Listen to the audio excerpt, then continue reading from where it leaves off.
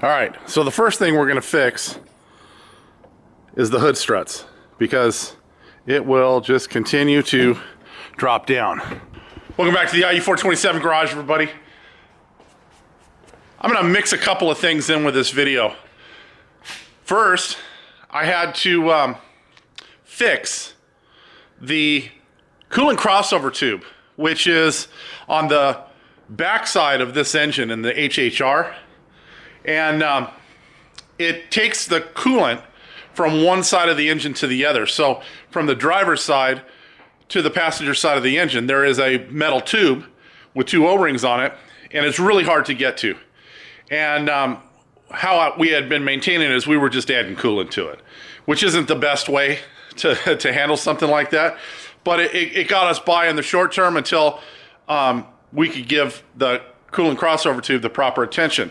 I ran out of time, and as you can see, the shop is full. I mean, we've got the Mustang project here. Of course, the F-350 workbench is always inside the shop here.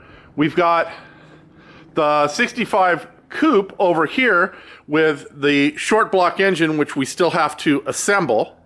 And then we've got the Mark IV, the King's Cobra, in the workshop. So, in order to repair that coolant crossover tube on the HHR, I really needed the lift. And so I finally just submitted to the fact that it was just easier to take it to someone else. So there's a mechanic that's a few doors down here at our shop. We dropped the thing off there on a Thursday, and I even gave him the parts. I had pre-ordered the parts, so I had the O-rings there. And left those for him. He quoted us the price, said he could start on it on Friday, and he started on it on Friday. Gave us a price range between $500 and $850 to complete the job, which I thought was fair. Well, he didn't finish the job until Tuesday because he had to wait for parts that I had already given him. And I'll get back to that in a minute. But he got the job done on Tuesday, and when Mrs. IE427 went to pick the car up and pay, magically the price had gone up to $950. Still, for the time and aggravation it would have taken me to move all these cars, get the thing in the shop, go through what he went through or what his mechanic had to go through to fix the thing, it was still easier to do it the way we did it. So here's the rub. We take this car to dinner every Saturday night. And on our way to go get Mexican food on last Saturday night, the engine light came on. Now, I don't believe in coincidences. Rarely do coincidences happen like that, where you mistakenly just have an engine light come on right after someone does work on the car. However, Sunday morning, I ran the codes, and it said that there was an evap leak. And one of the common causes for those type of engine light indications would be a loose gas cap. Now, that's never happened before. I don't think I've ever left a gas cap off and had the light come on for that. But I went in and asked Mrs. IE427 if she had, in fact, filled up. And she told me she did. So I secured the gas cap. It seemed a little loose. Cleared the code. And we drove the car for what was the rest of the week. The light came back on. So she decided she was going to take the car back to the mechanic and see what they said. Well, when she drove it back to the mechanic immediately opened the hood and reached down next to the vapor purge valve, which is right here. So I'm going to see if I can get the camera in there. So right here. This is the vapor purge valve. And he fiddled around back here like this. And he goes, oh, the hose wasn't on all the way. And then he rescanned it and cleared the code. When Mrs. IE427 brought the car back to the shop, she showed me what it was, and I reached back here where he had pushed the line back on, and it's broken. So he didn't push it back on. It was broke. my feeling is that it was broken during the reassembly process. And they were done. They had had enough of this vehicle in their shop. They wanted to get it out. And rather than telling us about it, which I would have gladly paid them for, and probably should have been covered in that $950 that we paid to get the car fixed, they left it and crossed their fingers and hope for the best.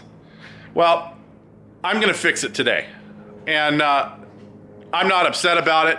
It was a relatively inexpensive part. It's easy to get to. But I'm going to go ahead and fix that. And I have a pile of other parts here. So the washer pump for her windshield wiper pump is gone south. So we're going to replace that. I've got a rear wiper that she needs to have replaced. The aforementioned hood struts are right here. So we're going to replace those. This is the purge valve, so that's going to get replaced. And notice I got the original GM product. I like using the original GM products whenever I can. You'll notice both that and the washer pump are GM. And then there's a couple of sway bar end links that need to be replaced on the front. I recently did the struts on the front of the car and noticed that these were worn when I did the struts, and so I'm going to go ahead and replace those. And then I've got an air filter. It's time for an air filter to be replaced on that as well. I thought what I would do in this video, as I kind of muscle through all the work on this thing, is talk to all of you guys, because I've been asked before by Factory 5 builders that decide they're going to start up a YouTube channel and make $1 million, if I'll watch their channel. And I have a common reply to them, and that is that I don't watch Cobra or Factory 5 content online on YouTube. It's something that I'm involved in all the time, and to do that in my free time doesn't appeal to me. I have many other interests, and I cannot just continue to 100% immerse myself in Factory 5 and Cobra content all the time. It gets boring after a while. So I support all of you that are going to start channels thinking you're going to get on YouTube and make $1 million like Cletus McFarland and some of the others. But that's not what interests me on YouTube. I actually have a very varied interest on YouTube. One of those channels that I watch is a music channel. It's Rick Beato's music channel. I'm a frustrated musician from childhood. I took piano, keyboard, and organ lessons as a kid, transitioned into drums and percussion when I was in my teenage years. I'm going to let that airplane pass overhead so I'm not yelling over it. And then once I got into my 20s, girls and cars became more important. And I never lost my love of music. I still love music very much. I don't know that I could read sheet music anymore because it's been so long. I'm sure I would need to take a refresher course in reading music to kind of re-stimulate that. But I could sit at a drum set and probably knock out a few beats. I could probably sit at a keyboard or a piano and play a short tune. But that's why I watch some of these channels. And it's not that I enjoy the technical aspects of Rick Beato's channel. What I enjoy is his insight. He has one particular kind of thing that he does. It's called What Makes This Song Great? And he breaks down the song into its primal elements and tells you about how these musical transitions from one time signature to another affect you emotionally and stuff like that. And I enjoy that kind of stuff. And then one of his previous employees named Rhett Schull, he has a guitar type channel, and I enjoy his channel because he does a lot of tech stuff. He does a lot of tech stuff on how to upgrade your guitar, you know, like with new pickups and new electronics and stuff like that, and diving into the amps and the speaker enclosures and all that kind of stuff that these guys use to not only play with, but when they gig out, you know, playing music. So I enjoy that kind of stuff. As far as car content, I like channels like DD Speed Shop. I like seeing a guy take something that someone was discarding, meaning a car that was ready for the wrecking yard, and revitalize that car, even though it may not be pretty. It may not have a $20,000 or $30,000 paint job on it. It's a hot rod that someone would enjoy cruising down, you know, Main Street. I also watch another guy called Half-Ass Customs, and he does the same thing. He has basically a junkyard of cars behind his shop, and he'll just go out into that junkyard of cars and say, you know, I'm going to build this today. Or he has friends that are, you know, the same as him and have these junked old trucks, and he'll put a junked old truck on a 90s S10 frame and build it back into something that can be driven on the road.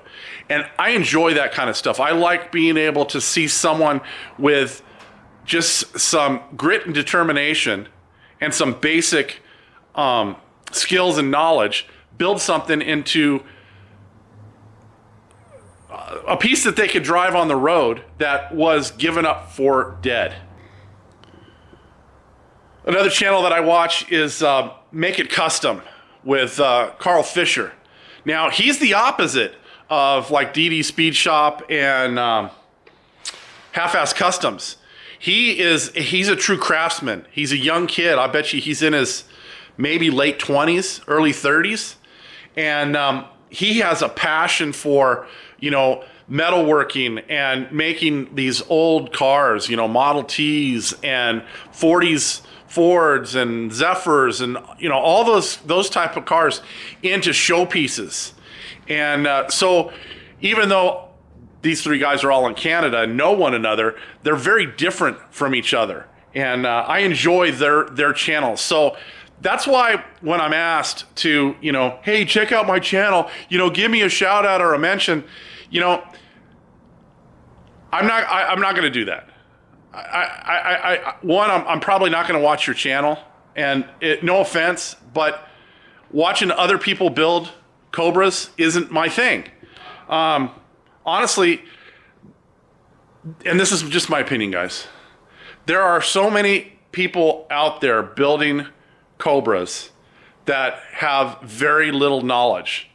And the problem is that if they gain enough traction and they're doing things wrong, meaning they're not building the car properly, there's going to be how many hundreds of people watching something be put together wrong. Now, that's not to say that I've never done something wrong. I do it all the time. But I have a very good knowledge of vehicles and vehicle safety. And I would never steer anybody wrong when I would include something in a video. And that's my biggest concern about giving a shout out or recommending a channel, especially to someone that, you know, this might be the first car that they're building. And while I encourage it, I think Factory 5 has done a very poor job of kind of filtering out who is capable and not capable of building a car. And to me, that should be priority number one. If you have absolutely no car knowledge whatsoever, you probably shouldn't build a car. If you've never changed the oil in a car before or never done a brake job, you probably shouldn't build a car. And that's my biggest concern about offering recommendations to other channels. I don't ask for recommendations for my channel. Our channel is completely organic. I started this channel primarily because a nice young lady, Louise in Texas, was the next door neighbor of a customer that we were building a car for. And she was like family and is like family to this this family in Texas, and I was sharing build update videos on YouTube privately, and she encouraged me to clean up my language in these videos and to publicly post them so that other people could watch them. And honestly, Louise, without your encouragement, I wouldn't have done this. So I'm not here to make money on YouTube. I really couldn't care less. If I did, I wouldn't be posting videos like this. So if I was worried about views, I would be posting the same old video every week with a thumbnail that would attract attention, and with, you know, burnouts and cold starts and stuff like that. But that's not what this channel is about. This channel is about the car owners. This is about updates for their builds. This is updates for anybody that's interested in what's going on in my shitty life. and you know, just a general feel-good family type of atmosphere channel. So if you're looking for someone that's going to do burnouts and going to do cold starts every week and going to put that flashy, you know, thumbnail up on their videos to attract attention, this probably isn't your channel, and that's okay. I've said that before. I'm going to lose the Factory 5 guys, and that's okay too. They'll come back. They'll come back when I've got a flashy thumbnail, and when I'm doing a cold start, or when I'm doing a burnout, or when I put up a video about the Factory 5, you know, latest release or something like that. So I'm not too concerned about it, because I don't worry about the money that I'm making here, because honestly, I don't make money on YouTube. The other thing I'm going to tell you is I cross-post these videos onto Rumble. Rumble does not have the same exposure as YouTube. And generally, those people that post on Rumble are people that have lost their channels on YouTube. I post it there for no other reason than a secondary means for people to access our content. So if you're having trouble with YouTube, or you don't want to log into YouTube, or one of those things, you can go over to Rumble. You can watch our videos there. Again, this isn't about the views I get. I can honestly care less about how many views we get. The only reason that you know, I post our product updates and what have you on YouTube and Rumble is hopefully to give a more detailed explanation of what the product is and what it does. So it's a very good avenue for that kind of stuff. So I'm going to dive in to the HHR, and I'm going to get a lot of the stuff finished up with this, and I'll check back in with you guys probably, I don't know, halfway through the day, and I'll show you what kind of progress I'm making. All right. Hood struts are replaced, so I got both sides done. You can see I got my engine prop rod out of the way now, because I don't need that. I've got it sitting over here on the table now. If you haven't done these hood struts before, there's a clip on the end, this clip right here, and there's a slot right there. And so what you do is you take like a micro screwdriver, wedge it in behind the clip without stabbing your finger. I'm trying to do this one-handed, and you're going to pull the clip back, and that releases the inside of the springs there. You can see the teeth on the springs. That pulls those teeth back and allows you to pull the strut off. Make sure that the hood is supported while you're doing that, so it doesn't clobber you in the head. But I did one at a time. Once I put the first one in, it was able to hold the hood up all by itself. So I was able to do the second one easier because I had something holding it up. I didn't have to worry about the prop rod working its way loose, and again, having the hood come down and clobber me on the head. So I'm going to go ahead now, remove the engine cover, and then I'll probably do the purge valve and the washer pump at the same time, since those are both under the hood. I'll finish up under the hood with the air filter, and then I'll jump under the car to change out the struts. Well, in typical GM/Chevy fashion, the bracket that it came with is not the bracket that was on the vehicle. So it must be multi-vehicle specific. And this bracket that came with the evap purge valve did not fit, so I had to reutilize the old one. Now, to get it off, there's a little spring clip right here. You have to push that down, and then the purge valve comes off. However, you can't do that when the bracket is mounted in the car because it goes towards the engine block and there's just not enough room to get it out. So I had to loosen the bolt with a 13 millimeter ratcheting wrench to get the evap purge valve off. Now you can see this, they knew they broke it. I mean, the fact that they just kind of left it just kind of leads me to believe that they had reached their frustration point on this project, and that's why they charged me more money. And the fact that they just said, you know, screw it, we're not going to replace this. We'll wait until the engine light comes on and try to get another whatever, however much money out of the customer. But this was an easy fix, so I'm not going to take it over to them. And then on the washer, it had stopped working, but to get it off, man, the little nipple on the supply side kind of broke. And so it's a good thing we were replacing it, because one good bump or jolt and that thing would have broken anyway. So that's all repaired and fixed. You can see that's right down in there for the washer pump. And then over here, you can see the bracket right here is not the same. And I've got the hoses tied back in, the wiring's tied in. The last thing I'll do after I get all the underhood stuff done is clear the code, and then we'll see if it comes back, but it shouldn't. Right now I'm going to turn my attention to the airbox. I'm going to get the filter changed out on that, because I know it's been a while since the filter's been changed, and get that all put back in the car. And here's the air filter that I pulled out. You can see it was time. It had taken a big old gulp of something off the road. I don't know what that is. And you know, it's pretty dirty in here. So that's probably about 10,000, 12,000 miles on this car.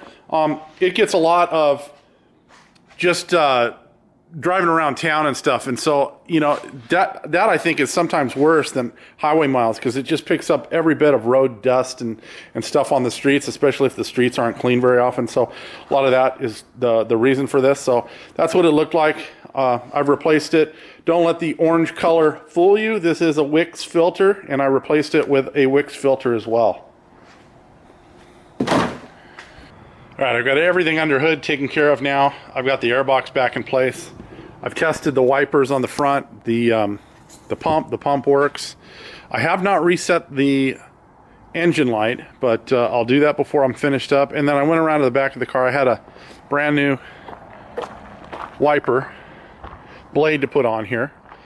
And this one's kind of tricky, because you know, it only comes out to about here, and you think, well, how do I get in there to get it off? Well, it doesn't come off that way. You got to pull this cover off first, and then that allows you to pull this out farther into the service position, and then you articulate the arm off, and it just kind of snaps off. But there are other videos out there that show you how to do that, but I always have to refresh my memory when I go to replace that wiper. I think that's about the third time I've had to replace it. And each time I have to go onto YouTube to check how to get the damn thing off. So all this stuff is done. I'm going to go ahead, I'm going to set the parking brake. I'm going to raise the front of the vehicle to get underneath it and get those sway bar end links changed out. And then that ought to wrap up the work on the HHR anyway. All right, so from where we started to the point that we finished the day here, the hood now holds itself open, so we're all done under there, and we can go ahead and close up the shop.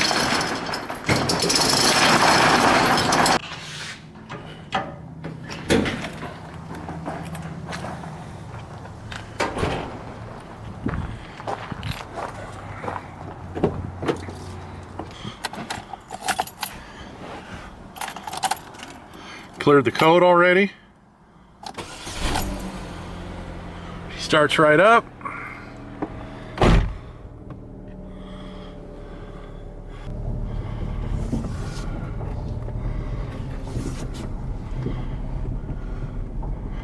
We're going to take it for a little scoot around the neighborhood, make sure everything's good.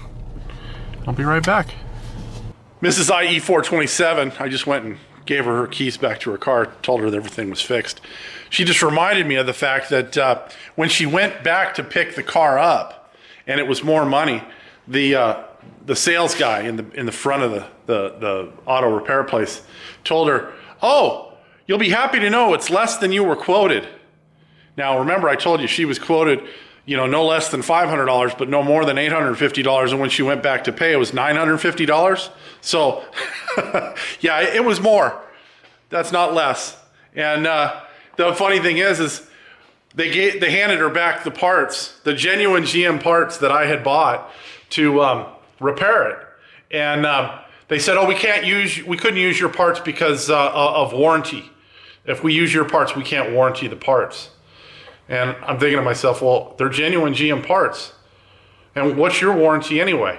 I don't get a warranty when I buy it from Rock Auto. It's the part is what it is. And, I know that, some of these local auto parts store that's, they say, oh, lifetime warranty. Well, that's a load of crap too. So, what's your warranty? 30 days? So if the part fails after 30 days, I'm on the hook for the part anyways. I'm going to pay you for the labor again. So what's the point? So I don't understand that whole thing. I understand everybody's got to make money, and they're making a ton of money on the parts, because I think for just the O-rings, the original GM parts were like $7 a piece for the O-rings. And I think for the cheap ass Dorman replacements that they probably used, they charged me $40 for the pair of them. So, that's more than double. So I'm not griping. They fixed it. As I told you, I didn't have room on the lift for it. I've still got to do a fuel pump in the Ranger, and I'm just trying to get the Mark IV here to first start so it's easier to move, and I can get the Ranger in here to do the fuel pump on it, because although it runs and it runs fine, the fuel pump pressure regulator, which is in the tank, has an issue. And I think I went over that in a previous video. I replaced the fuel injectors, hoping against hope that was it, and it wasn't. It wasn't it. So anyways, if you guys have hung on for this long for this video, I appreciate the views. But, I stated this earlier in the video. I'm not here for the views or the clicks. I'm just here, because I enjoy making the videos first and foremost, and because I think some of you guys will get some value out of this, because some of this carries over into building custom cars. So that's kind of where I'm at with this. If you want me to share, more of, the channels that I watch, because there's a number of other automotive channels I watch. There's some special interest channels that I watch on YouTube. Let me know in the comments, and maybe I'll include those in another video at some other time. For now, I think that's going to do it. If you guys are enjoying the content here, as always, please do the like, the share, the subscribe, all that kind of stuff. We'll see you next time. Have a great day.